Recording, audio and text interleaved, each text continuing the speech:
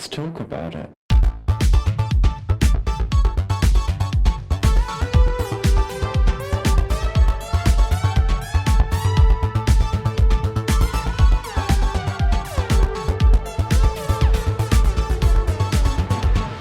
Hello and welcome back to Thicc Radio, the award-winning podcast where we talk about gaining, fetishism, and everything in their orbit. I'm James. And I'm Tim, so let's get into it. Today we're welcoming back to the show. We've got a good friend of ours, Cam. Thank you for welcoming me back. Thank you for being here. How are you today, my love? I'm doing good. I've got good news going on in my life right now, so that's a nice change of pace. Hey, we love to hear that. We love to hear positive news and celebration. And in theme of today's day, we are celebrating. Well, we are officially celebrating all artists, of course. But today we're uplifting the gainer artists in our community, and we're talking to your lovely self. For today is International Art Day. So, Cam, my love, are you ready to get into this special discussion? I am. Fantastic. Well, look, we'll start off here, and I know we've obviously spoken to you in the past, we've talked a bit about art, but I think we're going to delve a little more here. So, for people who aren't familiar with you, how long have you been creating art for?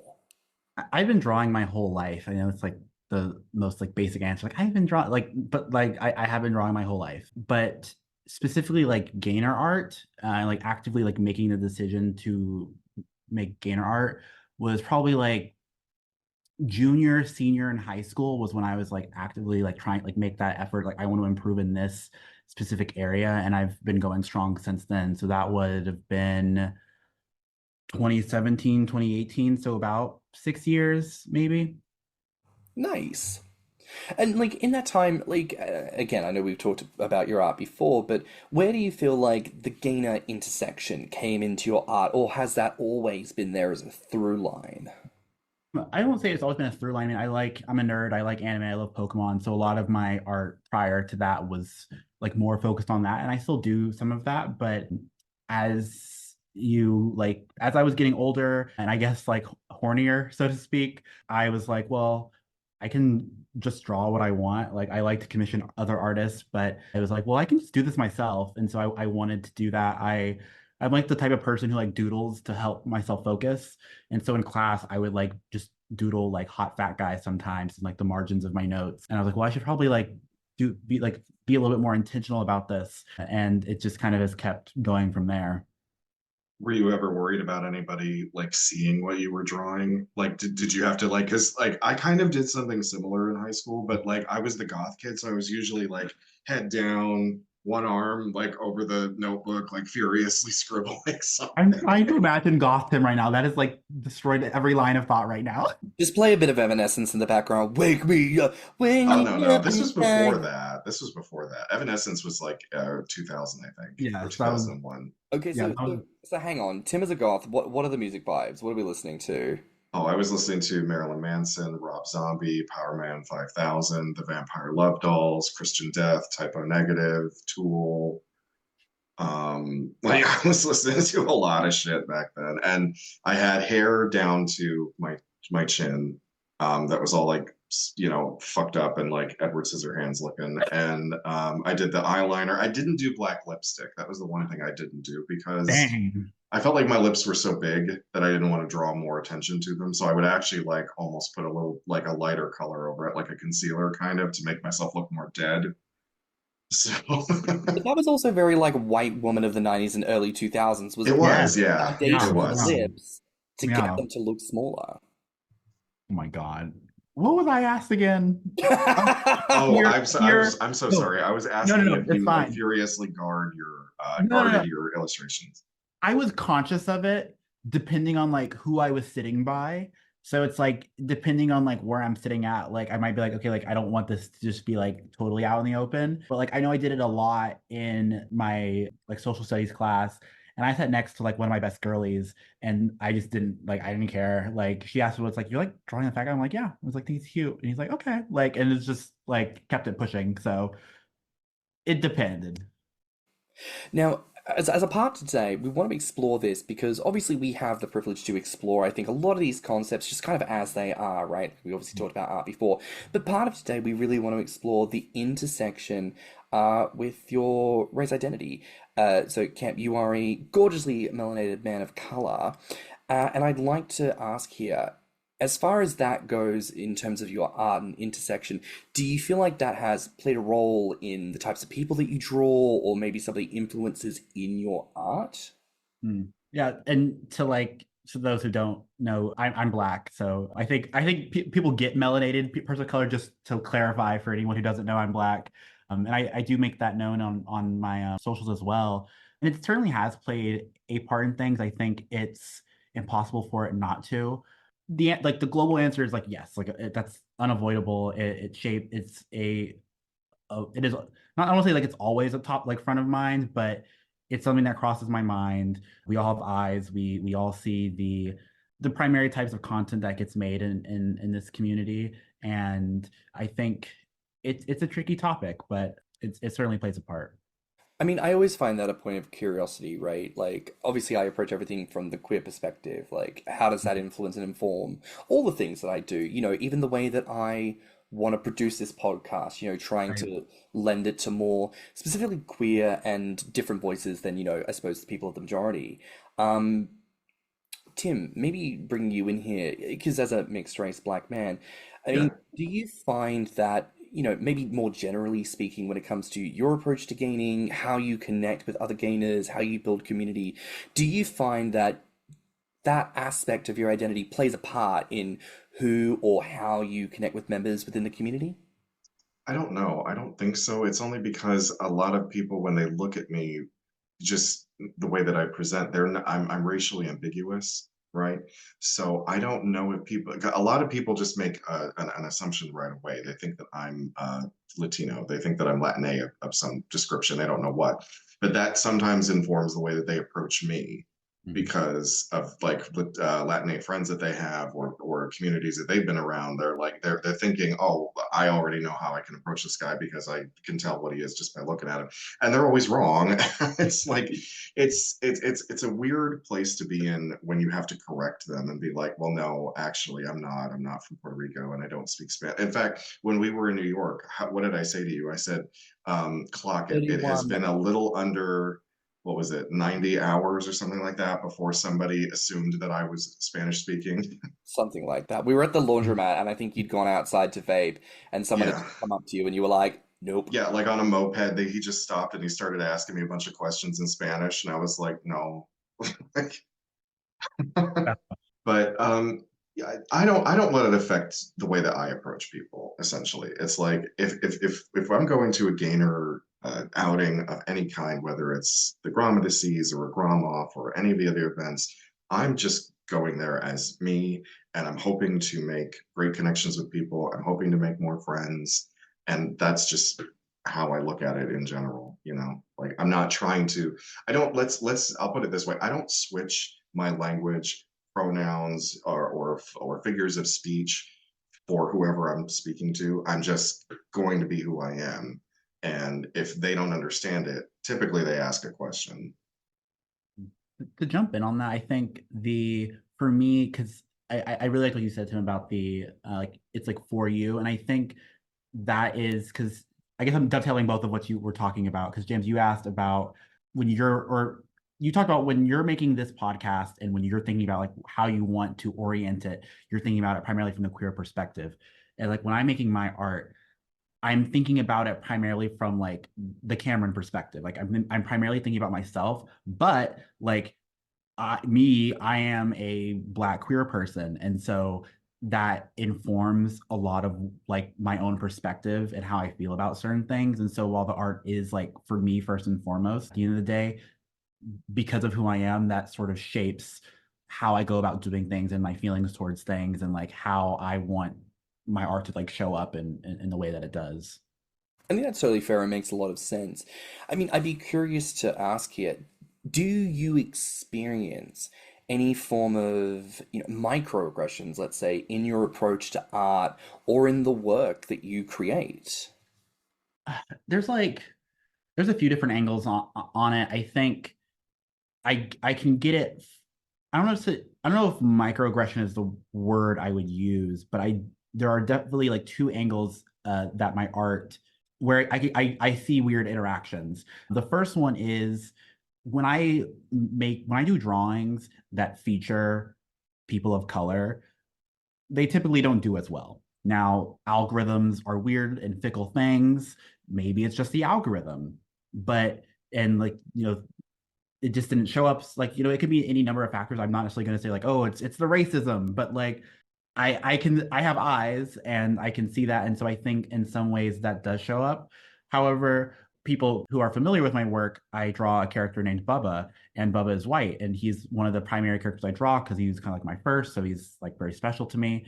And I've had like other black folks who have been like, oh, like, well, I think you should like, why you draw this white guy all the time? Like, you should draw like more like black people.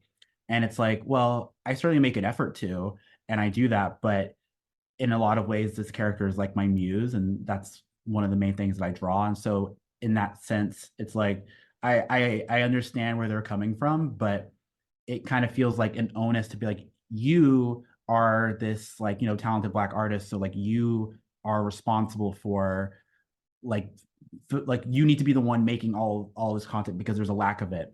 And it's like, well, not quite. I know where they're coming from, but it is a little bit, it does put me in a bit of a frustrating position. It's always interesting to hear about these things because I think we've ended up talking about this on the podcast before. As myself as a white gainer, you don't end up thinking about, how might this experience shift or how might these reflections be different if race was an added element. And to that degree, I then contemplate it and go, well, I don't know how it would be different. And I think the expectation there is to go, well, if I can't conceive of a difference, then maybe there isn't a difference. And then we just sort of go about our day and move on. But I think, as you say, it's that reality of you can't always presume that it's the case, but certainly you are a person who is in the world. You are aware, you have eyes that certain things end up panning out in a certain way, and it builds an expectation that it could be in relation to that kind of a thing. I mean, thinking maybe more specifically about gainer art, outside of yourself, do you feel like many artists within the community produce content of POC or maybe more specifically black characters in gainer and associated fetish artwork?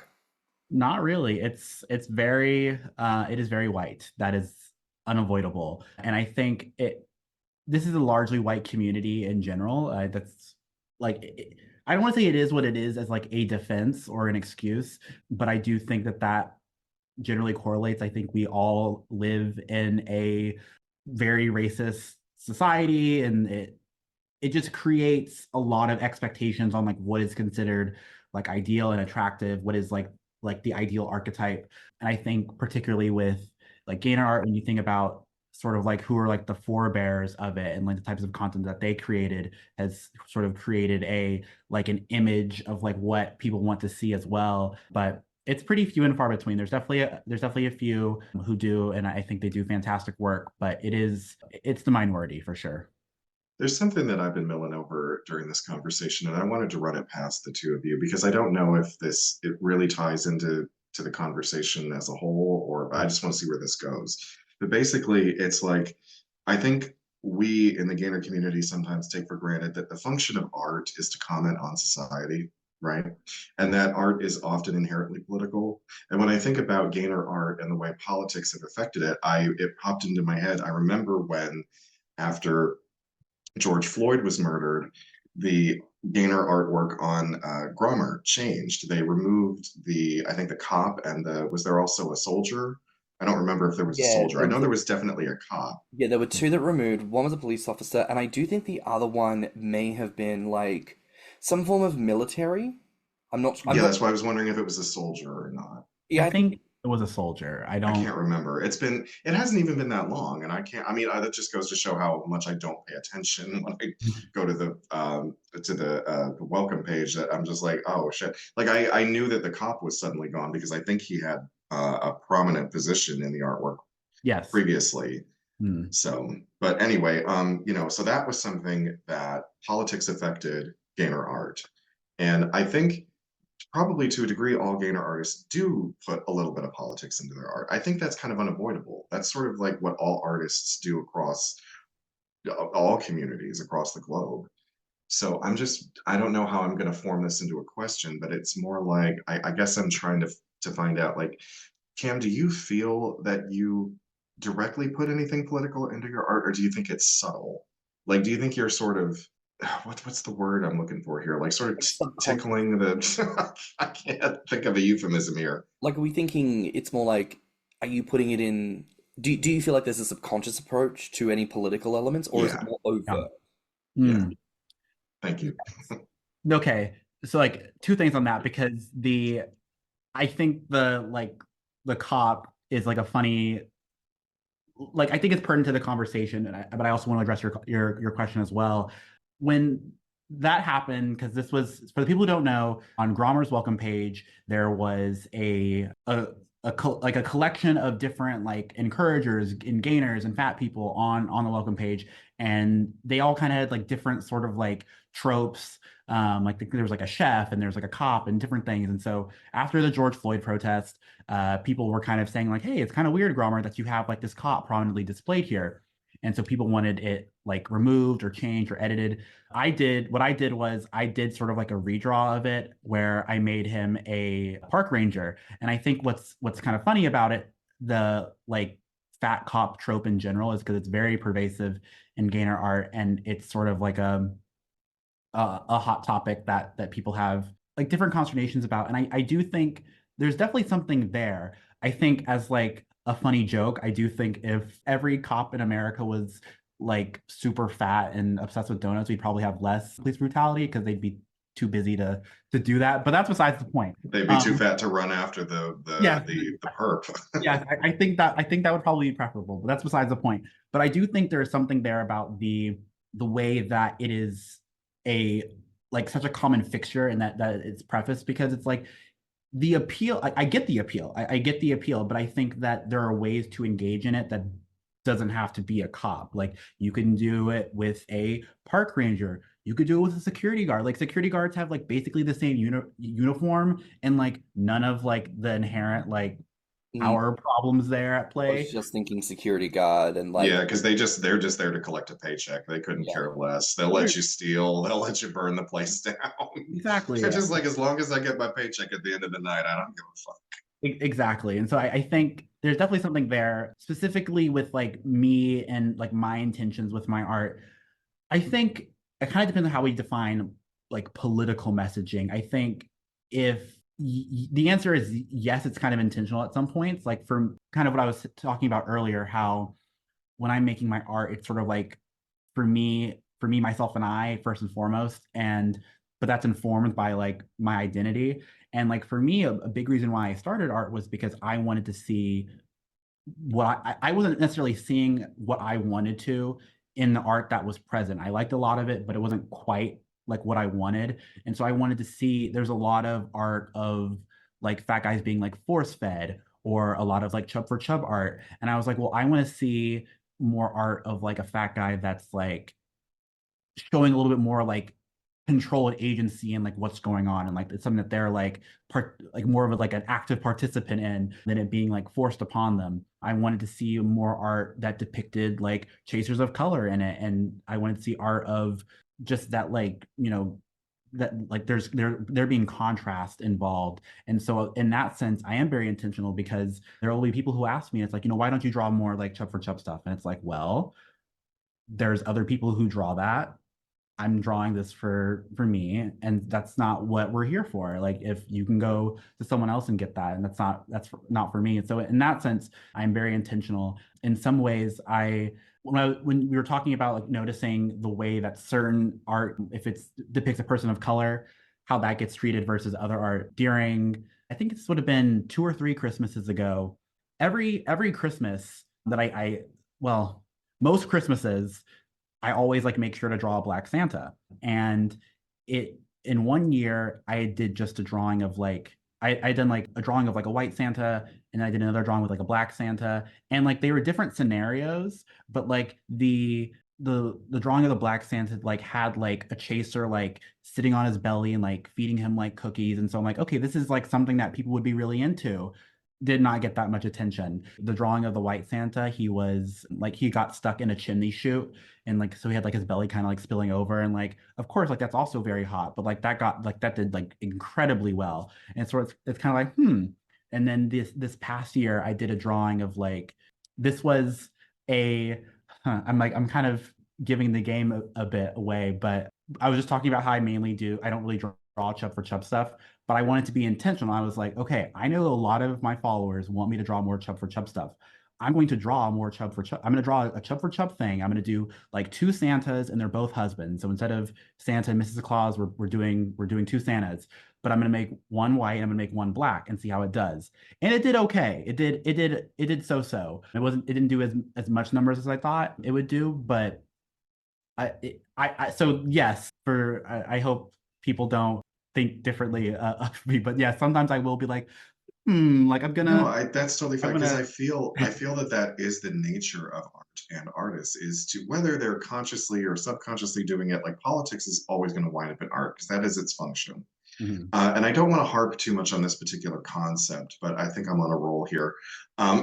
When it comes to again this image of the cop, and you were saying things about, oh, it's such a common fantasy. I feel like for a lot of us, it's a common fantasy because of the Warren Davis stories that we read, right?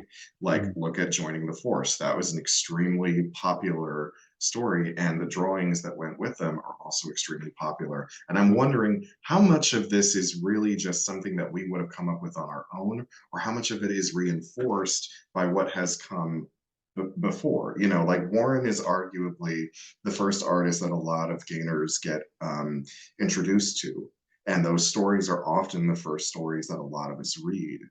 So like how much of this idea of the fat cop or even having a person in law enforcement in your fantasy is shaped by that alone. Like I don't remember paying much attention to Men in Uniform before reading that story. Yeah, I mean, I think as like when I was coming up, so I was when I was realizing like, oh, like shit, there's like hot fat people on the internet. That would have been in the like late aughts, and the main people that were big gainer artists at the time were Warren Davis and Garth Dude, and both of them like prominently featured cops in their work, and so like that definitely like shaped a lot of like my own thinking on things. But I think if you like trace the through line there even further, I think they didn't invent the fat cop trope. They just sort of like played on that. And so I think what's kind of interesting is that like, yes, art is political, but I think in a lot of ways, a lot of the gainer art is not necessarily being as subversive as one would expect art to be. And I think that's not an inherent problem. Like art does not have to be subversive for it to be like good or meaningful or enjoyable. And I know that's not what you're saying, but I think that what happens is a lot of gainer art is derivative in a lot of ways. And I would include some of my own art in that as well. And that's kind of just like in the place we're in. I think people know what they like. They know what is good and what they get off to, and they're not necessarily trying to like reinvent the wheel by doing anything like too crazy. I think we have like our tried and true things that we like, and we want to keep seeing like variations of that. I mean, to kind of piggyback off what you were saying before on this, right? Like, a lot of people love to express like, oh, well, the reason why I like, the cop fantasy is because it's a figure of authority, and I'm subverting it so that he is no longer powerful and he's weakened. And it's like, yes, and you can do that with any trope, like you had mentioned, park ranger, security guard, fucking traffic warden. I don't fucking know, like. But I don't think that's right. I don't mean to cut you off, James, but I think what's interesting about that though is like that's not how they're depicted in gainer art. They're normally depicted as like being like the large card. Yeah. Right. And this is what I think is interesting, right? Because people will say that. They're like, oh, well, that's why I enjoy this. But that's not how it plays out. But then also, kind of the whole point of this is you can say that with all confidence because it has no other meaning to you because you're white, right? Like, of course you can sit there and go, well, that's what it means to me because it has no other inflection or meaning. But for other people, police officers and military can have a very different interpretation of meaning. And I, I don't know. Sometimes it's very the whole people are very good at going, oh, I know what the racism is when it's very overt, like language or treatment, very clear cut. But then, and I think I've said this before on a different episode, Tim, somehow when we get to the whole it makes my pee pee hard, we just It's lose different. we lose all reference to the fact that this is not great, you know? Because men, I'm sorry, men, like as a gender, if you are a cisgendered man, at some point you are going to have to just like come to the realization that you are controlled by your cock. Well, it's so difficult because I'm of two minds. Like I don't, and like I don't want to like coddle anybody's feelings because I think that's not helpful. But I want people to understand that it's not about like trying to like chastise you and saying that like what you should be ashamed of what you like. That's not what people are trying to say. What people are, well, at least what I am trying to say is like I think it is quite interesting and interesting with an asterisk. I'm saying it's a problem that like that is like the fat cop, for example. There other things are like such a common go-to for like this community, and that's not something that is examined critically. It's not saying that like you should be ashamed for liking it and that you can't jack off to it if you think it's hot. Like it's hot, I've done it, like you're fine, babe. But like if it's like it not acknowledging that like wait a minute, why is this the go-to, why is this the thing, if you're not trying to unpack that and do that, if you're not having those conversations, if you're resistant to that, that is the problem. I'm kind of curious to know, and I don't know if we've quite touched on this, because as you say, like as an artist, you don't just put out your art, you also put out your face. Like I would argue people who follow you are aware of who you are and what you look like. But I'm curious to know, do you ever run into the example of perhaps people are very attached to your Caucasian characters, let's say, and then maybe they've connected with you, reached out to you. Do you find that there's ever a moment of like, oh, you look not like that? It is yeah, and it's funny because like yes, I don't on Instagram, like I won't actually like hide my face. I don't. The answer to your question is kind of like funny in several ways because I am a skinny person making art of fat people. And so people are here for the fat bellies. I'm here for the fat bellies, but people aren't here for like me. And like in a way that's fine, but it also means that I don't really show myself too often all the time because it's like, well, no one like is interested in that. Like they're not here for this. And so like it would just be not like a waste of time, but I know what they're here for. And so that's what I'm going to cater to. And that, and certainly on like on Twitter where I don't show my face at all really, but I mean I do draw myself into my drawings like a decent amount of times, and so it kind of is strange to me people don't realize that. I also put it in my profile, like I literally say like I am a black queer chaser. I will have people who are, they think my art is hot and they think that I am like a 500-pound like fat white guy, and so they will flirt with me as such, and then it's like I am literally the exact opposite of that. And it kind of it's funny. I can laugh. Sometimes it does sting because I have had the unfortunate interactions of guys that I have found like attractive or have been interested in some ways who have like, reached out to me and like, like they're chatting me up, and then like they'll say something that like shows that they don't know what I look like, and it's like, oh God, like, oh, sweet summer child, you're so stupid. Your dick, it has controlled you too much. You haven't stopped to think once this entire time. And that's frustrating. I don't know. It's a very weird dynamic. I want to ask you here, do you feel like there is an aspect of like the art experience within the gaming community as it pertains to race that maybe we haven't touched on so far that you think would be maybe very pertinent to bring up in today's conversation? So I talked a little bit about when you were talking about the cop and like people enjoying that, and not necessarily, it's not about like finger wagging at you like you can't jerk off to this, you're not allowed, like it's not that, but it's just trying to unpack and acknowledge that. And I think that extends as well to like what we find attractive. We like, if I put like my like the critical race theory cap on, I know it's like a buzzword right now, but like if you put like the higher level thinking cap on about these things. It's like I recognize like we live in a racist society that had like, when you watch a movie, who is seen as like the attractive, desirable person?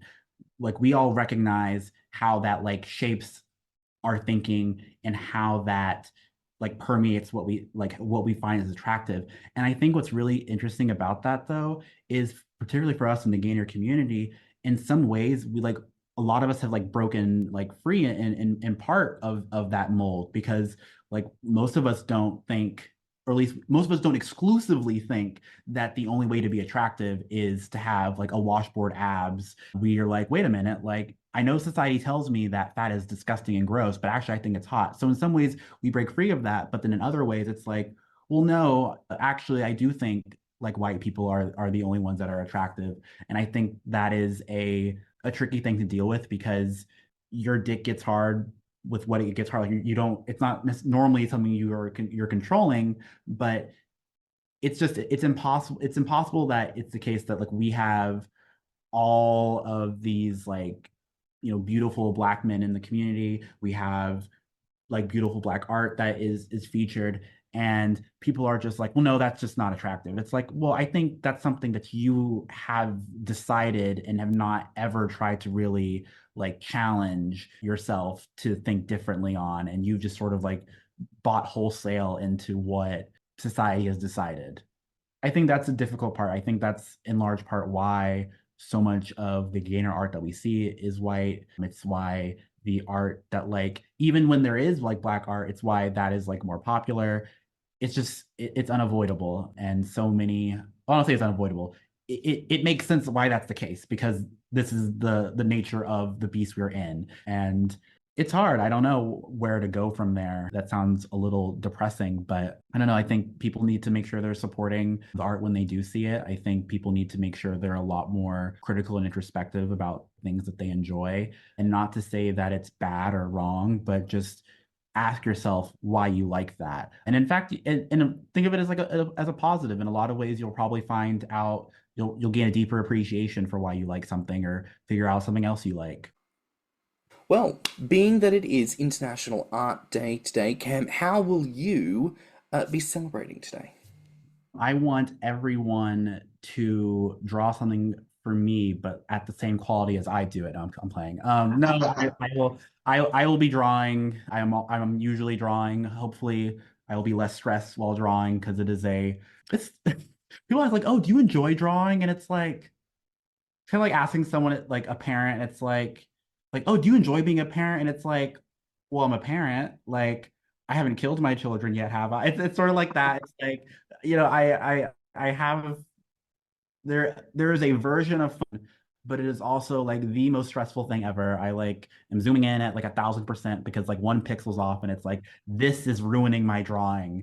And so I do go a little crazy, but I'll be drawing, always be drawing fat guys. It's a very fun thing to do. So that's how I'll be celebrating. Fabulous. Well, I think that brings us to the end of another wonderful episode here on Thicc Radio. Where can listeners find you online? You can find me on Instagram at biggerisbest7. You can also find me on BlueSky and Twitter by the same name. Fabulous. Well, that's a wrap for now here on Thicc Radio. Please remember to like and subscribe, rate us 5 stars, and leave us a good review. If you liked this special bonus episode, the podcast, or just in general, please share it with your friends and encourage them to tune in. You can find me, as always, on Instagram and BlueSky at stannnum. And you can find me on Instagram, Twitter, YouTube, and TikTok at ThiccMouse. You can also look us up on Instagram, YouTube, and TikTok at Thicc Radio, or at our website at podpage.com/Thicc Radio. If you want to submit a voice note or become a financial supporter of the show, you can find the links in the show notes. And you can always write to us at thethiccradio@gmail.com. So until next time, bye, Fats. Bye, Fats. Bye, Fats. Let's talk about it.